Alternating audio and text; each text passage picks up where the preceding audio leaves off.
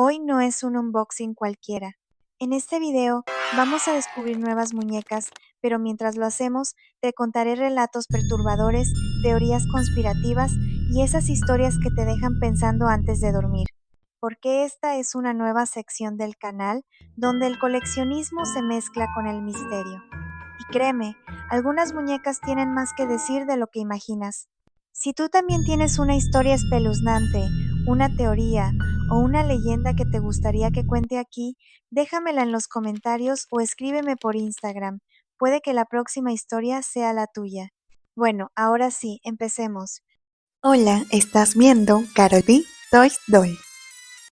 En este video te llevaré por algunas de las historias más oscuras y paranormales de la ciudad de Lima. ¿Ya conocías alguna de ellas? Cuéntamelo en los comentarios, porque muchas de estas leyendas siguen vivas en las calles que pisamos todos los días. Y para comenzar, quiero compartir contigo una de mis favoritas, y también una de las más escuchadas en todo Lima. Esta historia se titula La mujer vampiro de Barranco.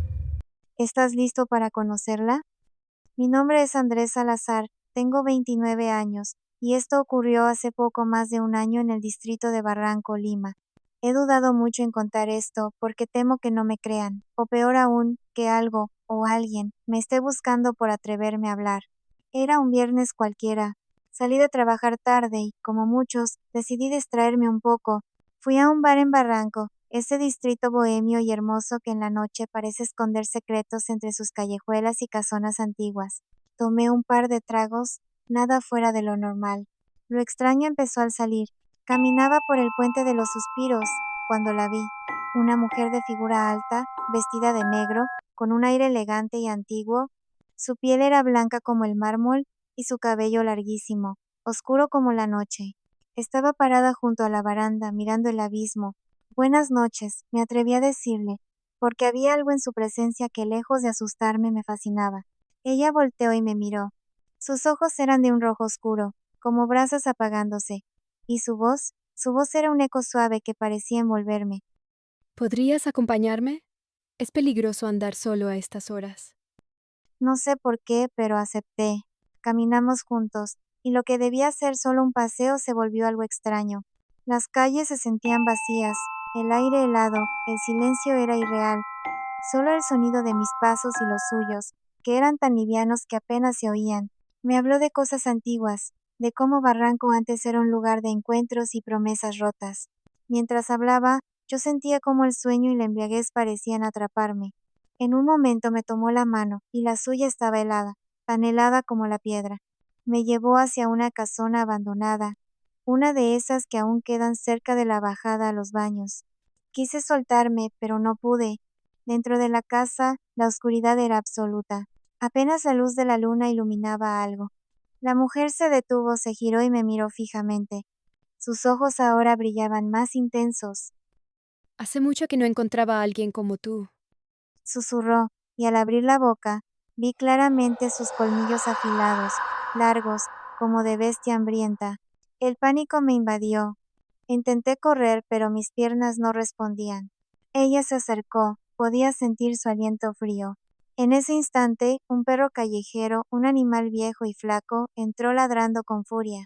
La mujer retrocedió y, en un parpadeo, desapareció en la sombra como si nunca hubiera estado ahí. Logré huir tambaleando. Al salir de la casa, el amanecer ya clareaba. Cuando conté lo sucedido a un sereno que patrullaba la zona, me miró pálido y dijo: ¿La has visto? A ella. No es la primera vez que alguien habla de la mujer vampiro de Barranco. Algunos la buscan, otros desaparecen. Tuviste suerte, muchacho. esa noche creí que todo había acabado, pero desde entonces, cada madrugada, al mirarme al espejo, veo en mi cuello una marca, dos pequeños puntos oscuros, como si apenas hubieran empezado a alimentarse. Y lo peor a veces, en los sueños, la veo esperándome bajo el puente, sonriendo, como si la historia no hubiera terminado. Y la siguiente historia, amigos, es aún más aterradora que la anterior. Esta historia se titula El espectro del puente Benavides. Mi nombre es Carlos Espinosa, tengo 42 años y soy taxista en Lima desde hace más de 15 años. He recorrido toda la ciudad, de madrugada, de día, bajo el sol quemante o la llovizna gris. Y créanme, lo que voy a contarles esa noche bajo el puente Benavides no lo olvidaré jamás. Era un sábado, casi las 2 de la madrugada. Venía de dejar un servicio por Chorrillos, y tomé dirección hacia Surco por Benavides para intentar recoger a alguien más, antes de terminar el turno. Las calles estaban desiertas, salvo por uno que otro borracho tambaleándose en las veredas. Mientras cruzaba el puente, vi a un tipo solo, medio tirado contra la baranda, bien vestido pero perdido en la tranca. Me dio lástima. Le bajé la luna al carro y le grité. Oye, causa, todo bien. ¿Quieres que te lleve a tu casa?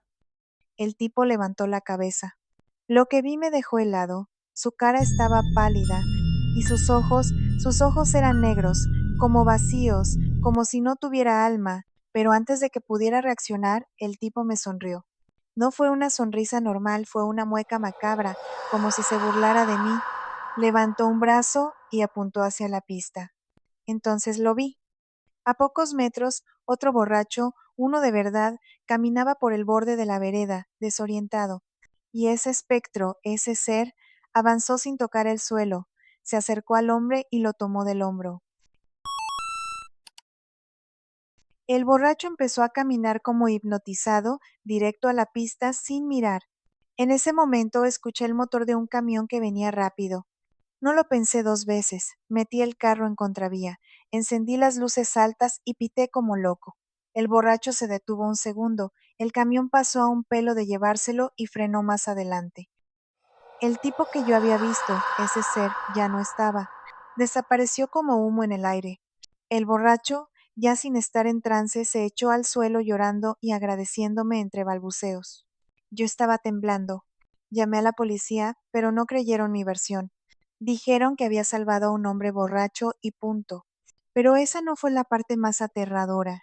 Días después, mientras revisaba la grabación de la cámara interna de mi taxi, la había instalado por seguridad, vi algo que no recordaba.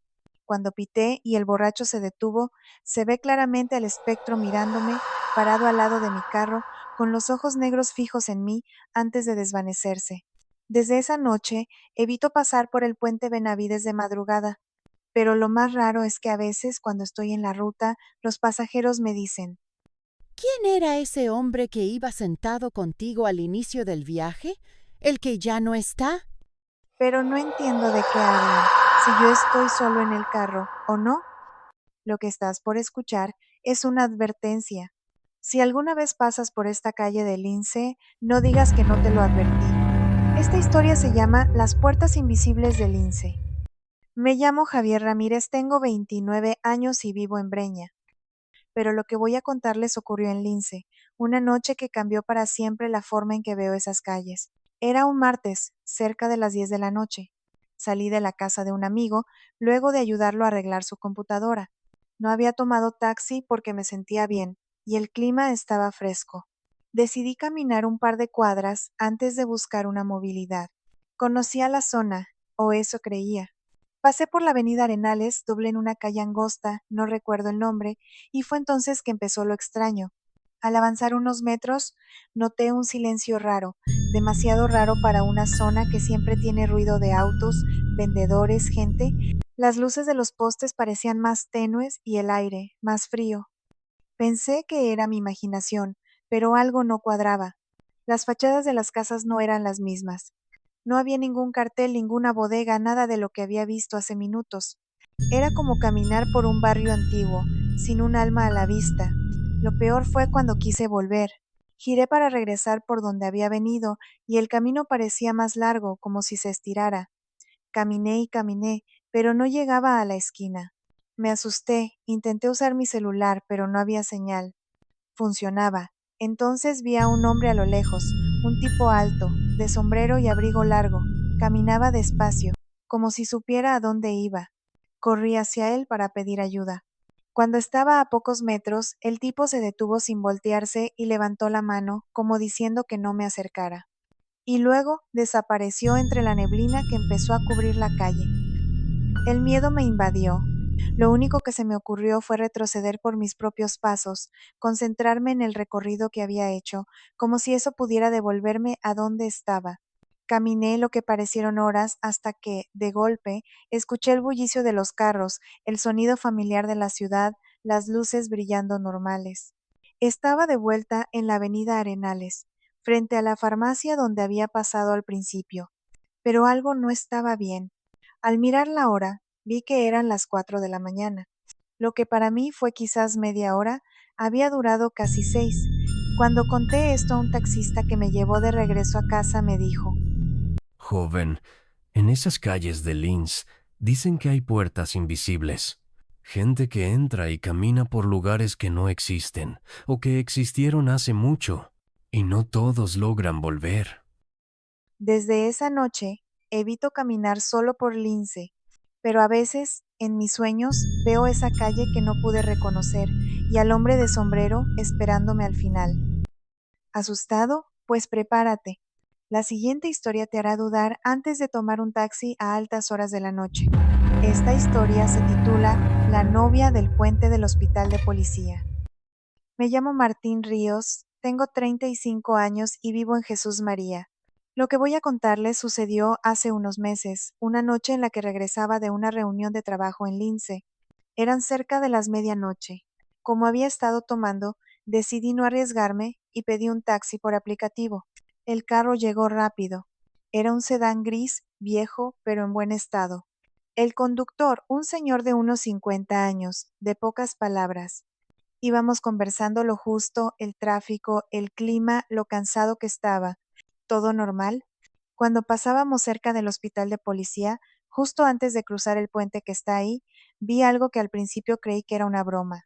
A un lado de la pista, en plena oscuridad, había una mujer vestida de novia. Su vestido estaba sucio, como manchado de barro, y el velo colgaba desordenado. Lo más perturbador era su rostro, pálido, y las lágrimas que corrían por sus mejillas. Señor, deténgase. Le grité al taxista. El hombre solo murmuró, No la mire. No diga nada. pero era demasiado tarde. Yo ya la había visto, y ella me había visto a mí. La mujer extendió los brazos hacia el taxi, como suplicando ayuda. En sus labios se leía un lamento sin voz. No llegué, no llegué. El taxista aceleró, pero algo extraño ocurrió. El auto no avanzaba. El motor rugía, pero era como si las llantas estuvieran atascadas en el aire. Yo miraba por la ventana y la mujer se acercaba, flotando más que caminando. Sentí que el frío de la noche se metía al carro, que me faltaba el aire. Entonces, el conductor empezó a rezar en voz baja. Yo, desesperado, cerré los ojos. Cuando por fin el auto se movió y cruzamos el puente, me atreví a mirar atrás. La mujer ya no estaba. El carro avanzó como si nada hubiera pasado. El taxista me dejó en casa en silencio. Al despedirme, solo dijo: Joven, no es la primera vez que la veo. Ella busca a quien la acompañe a su boda, que nunca ocurrió. Y cuando alguien se detiene, dicen que nunca regresa. Esa noche no pude dormir, pero lo más espeluznante pasó al día siguiente. Revisando las fotos que había tomado en la reunión, en una de ellas, la última, vi su reflejo detrás de mí. La novia, la misma del puente. Desde entonces, siento a veces un perfume antiguo, como de flores marchitas, cuando paso cerca del puente, como si ella aún me buscara. Dicen que los gatos ven cosas que nosotros no. La siguiente historia te hará preguntarte si realmente los conocemos. El protagonista no creía en nada de esto hasta que fue demasiado tarde. Esta historia se titula La procesión de los gatos. Me llamo Valeria Mendoza, tengo 27 años y vivo en Pueblo Libre. Lo que voy a contarles pasó hace solo unos meses y hasta ahora me cuesta dormir tranquila. Era un domingo cualquiera. Me había quedado despierta hasta tarde terminando un trabajo de la universidad. Eran como las 2 de la madrugada y la casa estaba en silencio. Mi único compañero era Simón, mi gato atigrado, que dormía hecho un ovillo a mi lado. De pronto, escuché un maullido largo, como un lamento, que venía desde la calle. Me asomé a la ventana y lo que vi me congeló. Una fila de gatos avanzaba por la pista, organizados como en una procesión. No era normal. Iban en dos filas, caminando lento, con la cabeza gacha. Pero lo más perturbador era que al frente de la procesión, dos gatos llevaban sobre sus lomos a un gato negro, completamente inmóvil como si ya no perteneciera a este mundo. Los demás gatos lo seguían, maullando en coro, un maullido que parecía un lamento humano. No podía apartar la vista. Era como si esos gatos hicieran un entierro, como si lloraran por su compañero caído. Entonces ocurrió algo aún más aterrador. El grupo se detuvo frente a mi casa, y todos los gatos, al mismo tiempo, levantaron la cabeza y fijaron sus ojos en mi ventana. Sentí un escalofrío recorrerme el cuerpo. Fue entonces que escuché algo que juré jamás contar por miedo a que no me crean. Esos maullidos empezaron a sonar como palabras, como si dijeran: Ven, ven, ven con nosotros. Simón, mi gato, se erizó de inmediato. Se bajó de la mesa y corrió a esconderse debajo del sofá. Los gatos de afuera seguían mirando, esperando, y yo, paralizada, no sabía qué hacer. Uno de los gatos del grupo se adelantó y se subió al muro de mi jardín. Parecía buscar la forma de entrar. Desesperada, bajé corriendo a cerrar la puerta principal y las ventanas. Al asomarme una última vez, vi cómo los gatos retomaban su procesión, pero esta vez maullando con un tono triste, como decepcionados. El gato negro seguía sobre sus lomos, pero algo en mí me decía que la intención era que Simón ocupara su lugar. Al día siguiente pregunté a los vecinos si habían escuchado o visto algo raro. Nadie vio nada, nadie oyó nada, pero yo lo vi, lo sé. Desde esa noche, Simón no sale de casa, ni siquiera se asoma a la puerta. Y yo cada tanto escucho, en el silencio de la madrugada, ese coro lejano de maullidos que parece decir. Ven, Lo que viene a continuación es la historia de una de las quintas más antiguas y misteriosas de Lima, una donde el pasado sigue dejando huellas. Su nombre, la Quinta Jeren, lo que nunca conté. Mi nombre es Jorge Salinas, tengo 38 años y vivo en San Miguel, pero crecí en el Cercado de Lima. Lo que voy a contarles ocurrió cuando yo tenía apenas 9 años, y aunque he intentado olvidarlo, hay noches en las que esa imagen vuelve en mis sueños. Todo empezó un verano. Mi mamá me dejó por unos días en casa de mi abuela, en una de esas antiguas quintas del Jirón Jeren, cerca del centro histórico. Era un lugar viejo, de techos altos y corredores oscuros, donde el eco de las pisadas siempre sonaba como si alguien más caminara contigo. Yo estaba fascinado.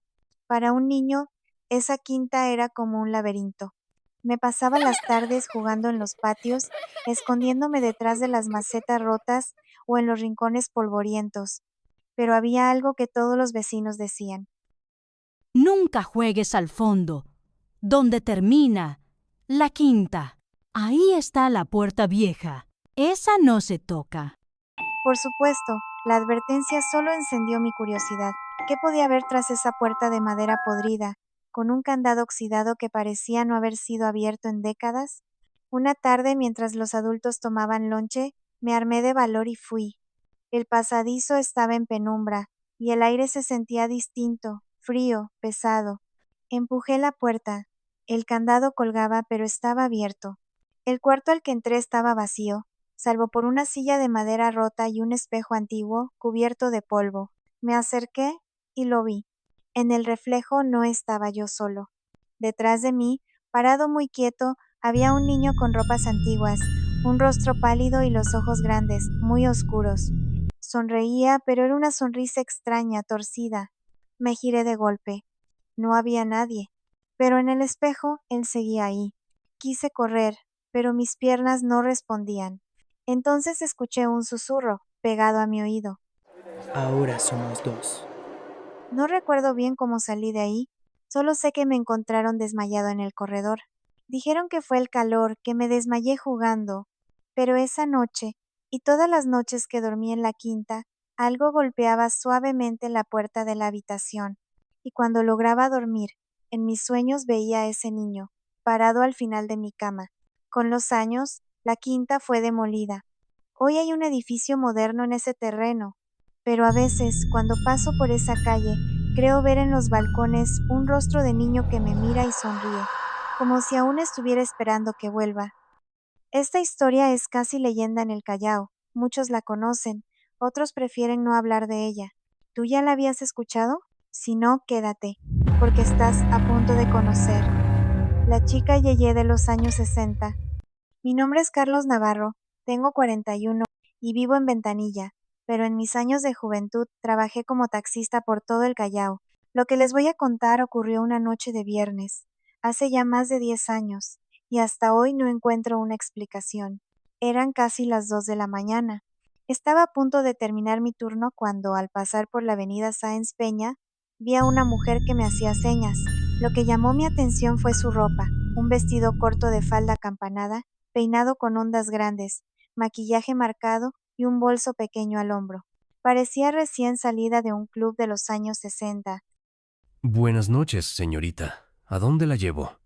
Le pregunté. Con una voz dulce pero con un acento que parecía sacado de otra época, respondió. A la cuadra 3 de Talara. Por favor. El trayecto fue silencioso.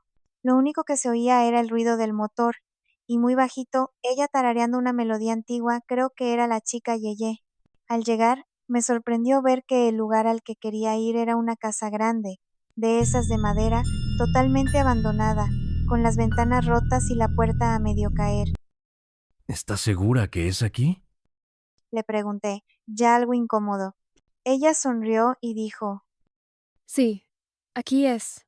Espéreme un momento. Voy a sacar el dinero. Olvidé mi billetera adentro. la vi bajar del auto, caminar hacia la puerta, y entonces ocurrió lo que nunca olvidaré. Sin abrir la puerta simplemente la atravesó, como si fuera aire, como si la madera no existiera. Me quedé helado. Esperé unos segundos, incapaz de moverme. Luego reaccioné, encendí el carro y salí de ahí tan rápido como pude. Al día siguiente, por pura curiosidad, o quizás porque no me dejaba en paz lo que vi, pasé por la misma casa de día. Estaba igual, vacía, abandonada desde hacía años, según los vecinos. Pero eso no es todo. Lo más espeluznante fue lo que un anciano me contó ese día, sentado en la esquina. La chica Yeye. Ah, esa casa era de una familia conocida. La hija, que siempre se vestía así, murió en un accidente en 1967. Dicen que a veces toma taxis por aquí, buscando volver a casa. Desde entonces, cada vez que paso por el Callao de madrugada, bajo los seguros del carro, y no recojo a nadie que tararé canciones viejas, porque tal vez no es de este tiempo. La siguiente historia te va a dejar pensando, especialmente si eres de esas personas que comparten el taxi con desconocidos. Y antes de empezar, te dejo una pregunta. ¿Estás seguro de que esas personas realmente son de este mundo? Esta historia se titula La pasajera del último viaje. Mi nombre es Mariela Córdoba, tengo 33 años y vivo en Breña. Lo que voy a contarte ocurrió una noche en la que decidí tomar un colectivo por apurada y terminó siendo el viaje más aterrador de mi vida. Era un viernes, cerca de las 11 de la noche. Había salido tarde del trabajo y solo quería llegar a casa. En la esquina de la avenida Grau, vi un taxi que hacía colectivo hacia el norte. Subí rápido y me senté de copiloto. El chofer era un señor de unos 49 años, amable, de esos que no hacen muchas preguntas. Avanzamos un par de cuadras y una mujer pidió subir. La recuerdo bien porque desde el inicio, algo en ella me inquietó. Estaba vestida completamente de negro, con un velo cubriéndole el rostro. No se le veía la cara, ni siquiera los ojos. Sin decir palabra, abrió la puerta trasera y se sentó. El ambiente en el carro se volvió raro. Yo sentía un frío extraño, a pesar de que la noche estaba templada. La mujer no hablaba, no se movía, solo respiraba. O al menos eso creo. El chofer intentó hacerle conversación. ¿Dónde la dejo, señorita? Ella murmuró algo, casi incomprensible. En él. Ángel. Pero eso es un cementerio, pensé. Yo me quedé helada, pero traté de no pensar mal. Tal vez iba a visitar una tumba. Tal vez. El taxi siguió su camino, hasta que, a unas pocas cuadras del cementerio El Ángel, la mujer empezó a reírse. Primero fue un murmullo, luego una risa aguda, que se fue haciendo más y más fuerte, y entonces comenzó a golpear su cabeza contra la ventana, como si quisiera romper el vidrio. Señorita, ¿está bien? Gritó el taxista frenando en seco. Yo no podía moverme. Era como estar atrapada en una pesadilla. La mujer abrió la puerta de un empujón y salió corriendo hacia el cementerio, aunque aún faltaban como 3 cuadras. Corría como si flotara, como si no tocara el suelo. El taxista y yo nos miramos. Yo, sin pensar, bajé del carro y corrí tras ella, gritando, «Oiga, le falta pagar». Pero al llegar a la esquina, no había nadie. Era como si se hubiera desvanecido en el aire. Volví al taxi, confundida y asustada. Lo que vi al llegar me dejó peor. El chofer estaba dentro del carro, temblando, con espuma en la boca, como si le hubiera dado un ataque. Lo sacudí hasta que reaccionó, y lo que me dijo me dejó sin palabras. Cuando te fuiste, ella se paró frente al carro. Ya no era una mujer, era un monstruo, una bruja, con un rostro podrido y ojos que brillaban como brasas. Me miró y sentí que me iba a desmayar. Nos fuimos de ahí lo más rápido que pudimos. El chofer no quiso ni cobrarme. Desde entonces, no tomo colectivos cerca del cementerio. Porque esa noche entendí algo. No todo el que sube al taxi es de este mundo. La siguiente historia le ocurrió a un grupo de amigos que desde esa noche nunca volvieron a ser los mismos. Esta historia se titula Lo que nos encontró en la Costa Verde. Mi nombre es Esteban Ramírez, tengo 27 años y vivo en San Juan de Miraflores. Lo que voy a contarte ocurrió hace apenas 2 años, una noche que parecía normal y terminó marcándonos a todos para siempre. Era sábado, cerca de la medianoche. Un grupo de amigos y yo habíamos decidido bajar a la Costa Verde, cerca de la bajada de Armendáriz. Queríamos desconectarnos un rato, escuchar música y disfrutar del sonido del mar. Éramos 5 dentro del carro. Leo, el dueño del auto, Mauricio, César, Bruno y yo.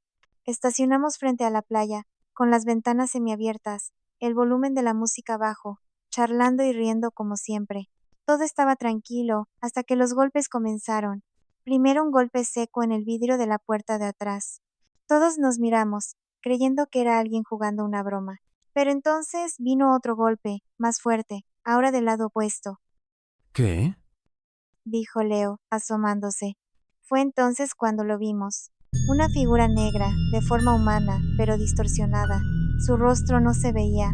Era como un manchón oscuro, sin facciones. Lo peor era su cuello. Estaba torcido de un ángulo imposible, y su cabeza colgaba, balanceándose como si fuera de gelatina, con un movimiento que daba miedo. De pronto se lanzó contra el carro, golpeando las ventanas con una fuerza descomunal, como si quisiera entrar. ¡Prende el carro! ¡Préndelo! Gritó Bruno casi llorando. Leo giraba la llave una y otra vez, pero el auto no respondía. Era como si la batería simplemente hubiera dejado de funcionar por completo, aunque hacía minutos funcionaba perfectamente.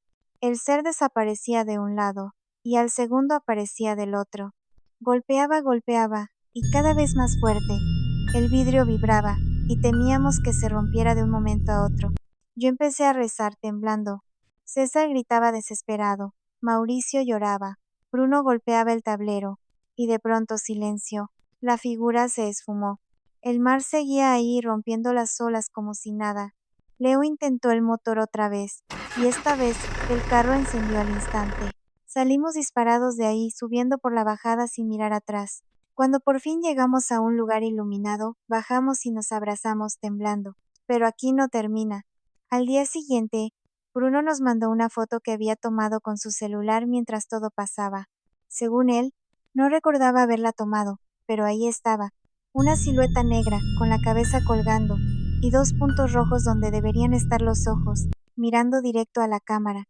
Nunca volvimos a bajar a la Costa Verde de noche, porque esa noche aprendimos que hay cosas en la oscuridad que no deberían cruzarse en nuestro camino, y que algunas no vienen solas. La siguiente historia te va a dejar pensando. A veces, Cuando una persona mayor te da un consejo, es por algo. Puede que no lo entiendas en ese momento, pero ignorarlo podía cambiarlo todo. Esta historia se titula El guardián del sauce. Mi nombre es Joaquín Mauri. Tengo 24 años y soy de San Martín de Porres. Lo que voy a contarte sucedió hace poco, una noche que jamás podré borrar de mi memoria. Verás, mi abuelo Mauricio fue durante más de 43 años el encargado del cementerio El Sauce, un camposanto viejo y casi olvidado, en los límites de Lima. Desde niño me contaba historias de aquel lugar, de almas que no descansan, de tumbas que susurran si uno presta atención, de ritos que se deben cumplir para que la noche transcurra en paz. Yo siempre pensaba que era para asustarme, hasta que lo viví. Una tarde, mi abuelo enfermó, estaba con fiebre, y aún así insistía en cumplir su turno en el cementerio. Yo, para calmarlo, le dije que iría en su lugar. Joaquín, no es un juego. Me dijo, mirándome serio como nunca. Si vas, lleva esto. Me entregó un cuaderno viejo, lleno de notas, dibujos y oraciones, casi como un manual. ¿Y qué pasa si no hago todo esto? Le pregunté. Burlón, ¿acaso vendrán por mí? ¿Se van a enojar los muertos? Mi abuelo no rió, solo dijo. Ellos siguen aquí. No los retes. Para no discutir, acepté. Esa misma noche fui al cementerio.